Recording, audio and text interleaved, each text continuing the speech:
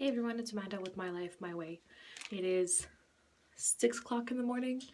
I am, I guess technically 11 DPO now. I was working night shift, so I've actually been awake all night. I only have a 1 hour hole in my urine, so I actually have no idea if this is going to work. But I do have a new clear blue. It's just the clear blue plus symbol one.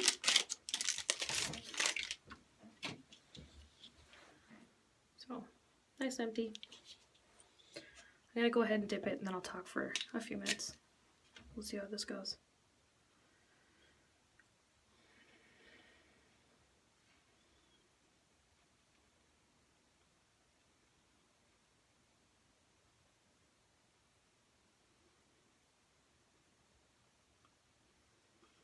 Okay. So I did it for 20 seconds. It started to run across. I'm just gonna cover it up for a minute.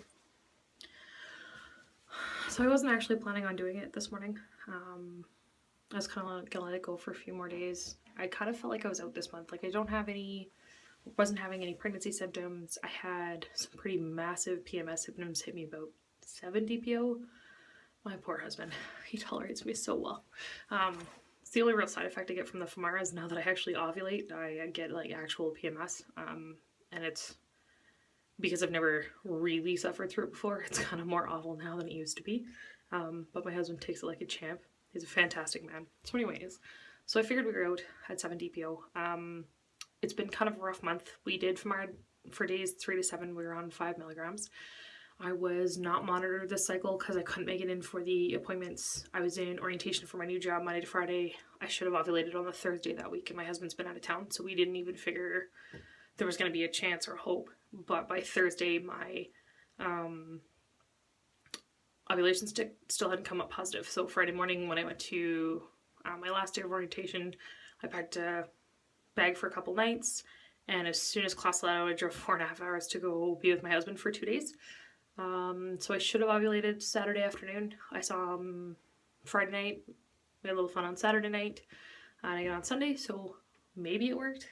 But I was pretty sure we were out. Like, I don't even know if we actually didn't know at the time if we'd let anything go. I did get a call back from the clinic from my D21 labs, and they did say I did ovulate, so that's pretty fantastic. I didn't get a number from them this time around. I just said okay and hung up the phone, and then woke up all the way and realized, oh yeah, I usually ask them for a number. Up until today, I haven't had any symptoms whatsoever. I'm not any more hungry, I'm not any warmer, I'm not nauseous, no headaches, no anything that could even be mildly associated with being pregnancy symptoms. And then today, I got up, I felt fine, and then every time I go to eat now, I feel a little nauseous. And I end up putting my food down early. And then I end up hungry and having to eat again like 2 hours later. Not any more food than I normally go through. Like I wasn't eating an immense amount of food or anything, but just small amounts, because every time I go to eat, I get like 5-6 bites in and I'm nauseous again. So it's kind of weird for me. I don't usually just get randomly nauseous without actually getting sick. And generally if I'm nauseous all the time. It's not in the specific moments when there's food physically in my mouth at that moment.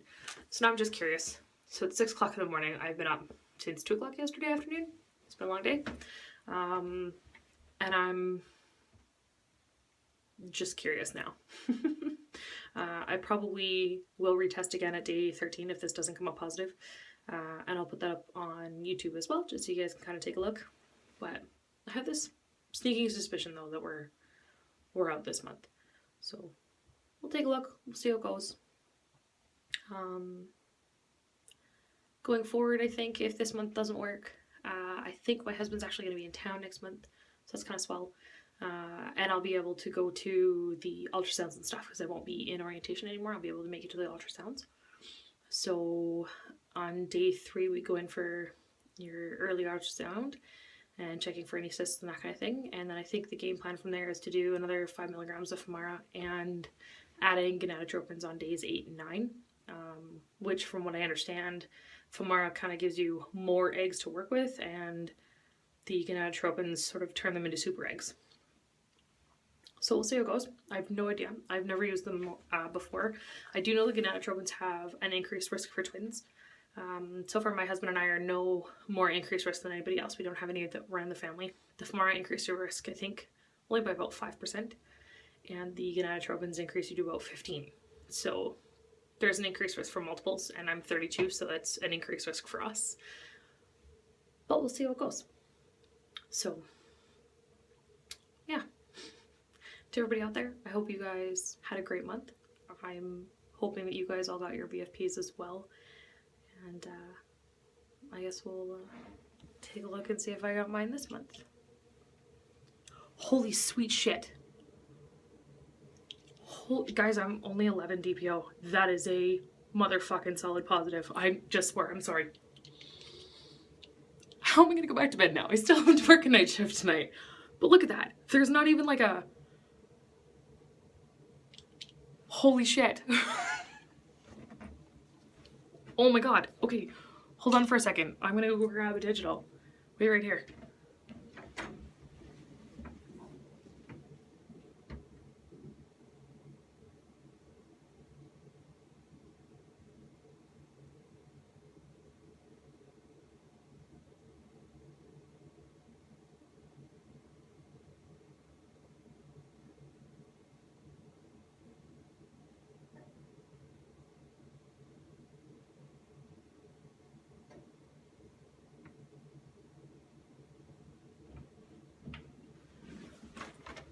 Okay, I'm still losing my mind. That's literally on like... When did I last leave the I'm in EMS, right? I'm in EMT, so I think I left the hospital at like 10 after 5, so I probably peed at like 5 o'clock. Because you always pee before you leave the hospital. So I'm literally on like an hour-long hold, and that's freaking positive, and I'm 11 DPO. I've been... So those of you guys that don't know me, don't follow me. Sorry, I'm opening up the new digital. Oh, for those of you guys that don't know me, don't follow me. I have been trying for 18 months, my husband and I. I'm gonna dip this, hold on. Let me get one thought process at a time right now. Holy crap.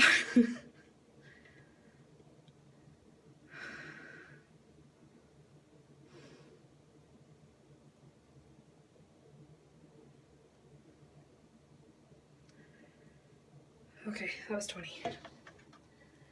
These clear blue ones are pretty specific. If you don't get 20 seconds, then they get just an error number, apparently, according to other people that have used them. Anyways, so my husband and I have been trying for 18 months. We've been married for 2 years.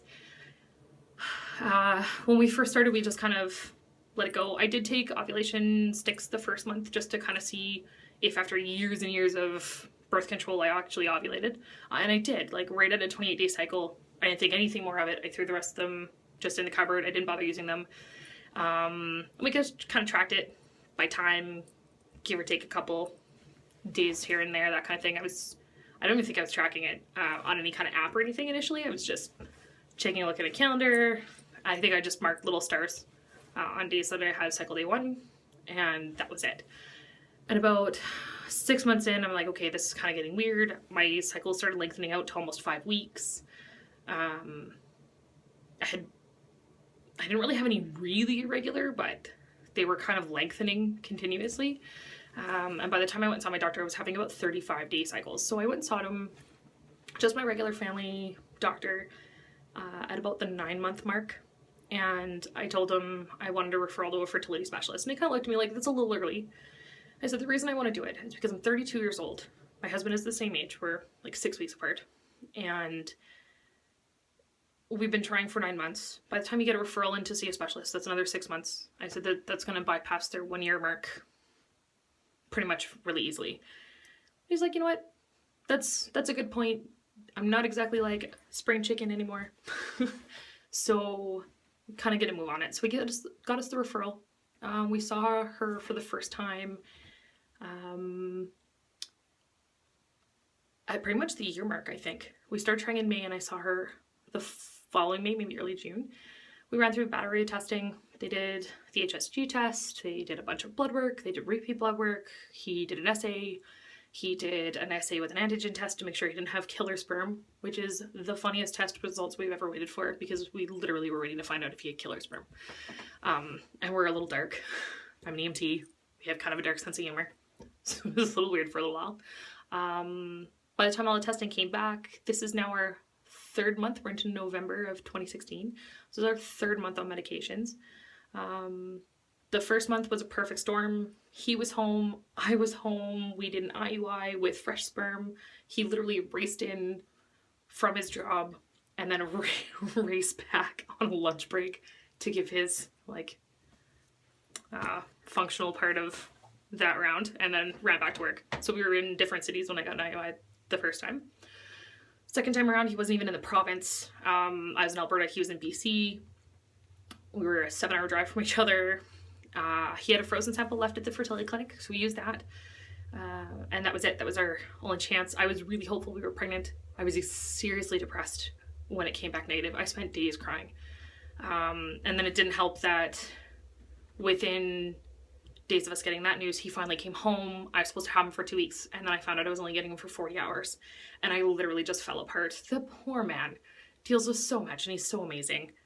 But yeah, he just kind of let it go and let it kind of cycle out. He knew he wasn't very happy with it either. It wasn't like he was ecstatic to leave.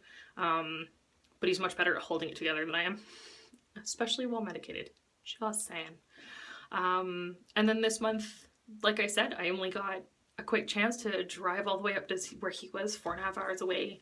I literally got the day before and the day of and the day after ovulation, and that was it. That was, and I'm pretty sure Sunday was just a bonus because I'm pretty sure it was too late.